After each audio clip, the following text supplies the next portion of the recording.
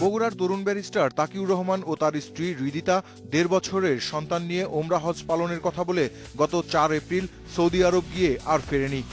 অনেক খোঁজখবরের পর পরিবার ও পুলিশের ধারণা তারা সেখান থেকে সিরিয়ায় গিয়ে জঙ্গি কর্মকাণ্ডে জড়িয়েছেন।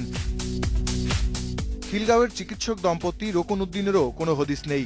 পুলিশ ও পরিবারের সন্দেহ এরা বিদেশ গিয়ে জড়িয়েছেন জঙ্গি কর্মকাণ্ডে। এদের পরিবার ও আত্মীয় স্বজনদের ওপর নজর রাখছে পুলিশ।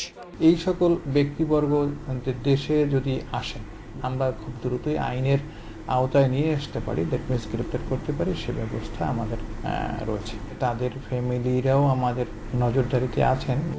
গুলশান হামলার পর এ ধরনের নিখোঁজদের বিষয়ে অনুসন্ধান জোরদার করে পুলিশ। তাদের তদন্তে জানা গেছে এমন অন্তত ৩৮ জন রয়েছে যারা বিদেশে গিয়ে জঙ্গি তৎপরতায় সামিল হয়েছে। এদের মধ্যে সিঙ্গাপুরে ১৩, তুরস্কে ৯, মালয়েশিয়ায় ৭, আরব আমিরাতে ৪, জাপানে ২, কাতারে ১, ইরানে ১ ও সৌদি আরবে ১ জন গিয়ে আর ফেরেনি।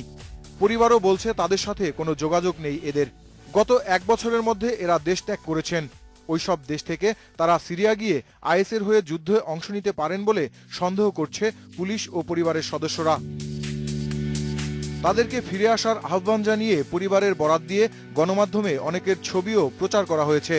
বিদেশে অবস্থানরত সন্দেহভাজনরা দেশে কারো সাথে যোগাযোগ করছে কিনা সে ব্যাপারেও নজরদারি চলছে। আসলে তিনি কি প্রেক্ষাপটে বা কোন প্রেক্ষিতে গিয়েছেন, কতদিন যাবৎ নিখোঁজ, তার ফ্যামিলির অবস্থা কি, তার পড়াশোনা বা শিক্ষাগত যোগ্যতা কি, তাদের যে বিভিন্ন রকমের যোগাযোগের যে মাধ্যম আছে সেগুলো আমরা মনিটর করি। বিদেশে পাড়ি দিয়ে জঙ্গি কর্মকাণ্ডে অংশ নেওয়া সন্দেহভাজনদের বেশিরভাগই উচ্চশিক্ষিত এবং সচ্ছল পরিবারের বলে জানিয়েছে police. Mahbub Alam, independent news, Dhaka.